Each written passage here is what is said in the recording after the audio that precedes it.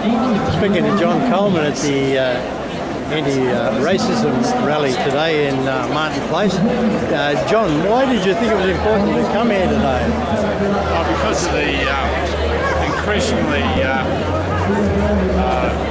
sort of hysterical reaction of the government in supporting Islamophobia to get votes. Essentially, the government's got a austerity program going which is very unpopular, and so they have to whip up division between people because there's been a lot of unity against the austerity program, and racism is one of those things that does that.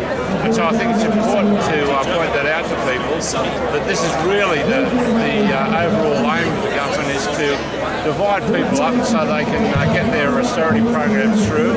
And racism is just one weapon in the arsenal. And if you look at Tony Abbott and all his flags and the whole jingoism he goes on with, and the way he condemns the way he supports and supports the racist idea and dog whistles the racists, because that's all he's doing when he's going on with his flag. And they all the racists wear the flag, and they go on with this thing about the flag. And politicians in general, I heard they're spending $500,000 on flags, and this is getting ridiculous. You know, you hear this is our money, and they're spending it on these flags. So flags have suddenly become a big thing. But you know, it's all a matter of you know, kind of. I support the Aboriginal flag, for instance. Yes, I think we should have that, but I don't necessarily think that the way things go at the moment with flag waving, and this kind of racism is anything more than the government trying to divide people up. Like, you know, so racism is irrational. You can't actually argue against racism because it doesn't make any sense. But when you look at what's behind racism, you know, because racism is stupid. So when you look at the kind of government that's behind it, that's why there is a rise in racism. You know, you get the mass media, they're photographing the Prime Minister with the flags and all the ministers with the flags. They're whipping up this kind of ultra-nationalism, the attack on Muslims, and claiming that the Muslim community is a big, you know, as a big scare. You know, there's a big scare campaign against the Muslim community, which our own Prime Minister is promoting. So when you see these people who are rational and racists doing that, they're actually just being manipulated by the government to put the government's policies but mask their austerity programs. So what's the best way?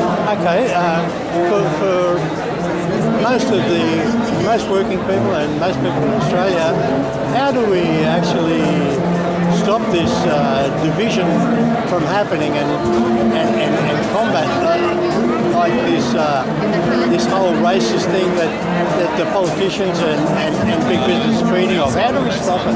Well, the thing is that I'd say that the first thing to do is just recognise some of the attacks on unions.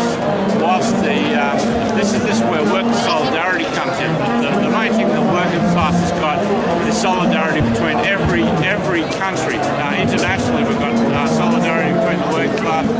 There's no lack of ways of combating racism. Organised and have solidarity right throughout the world. Support worker struggles in Greece, austerity in Greece, proposed austerity in Greece.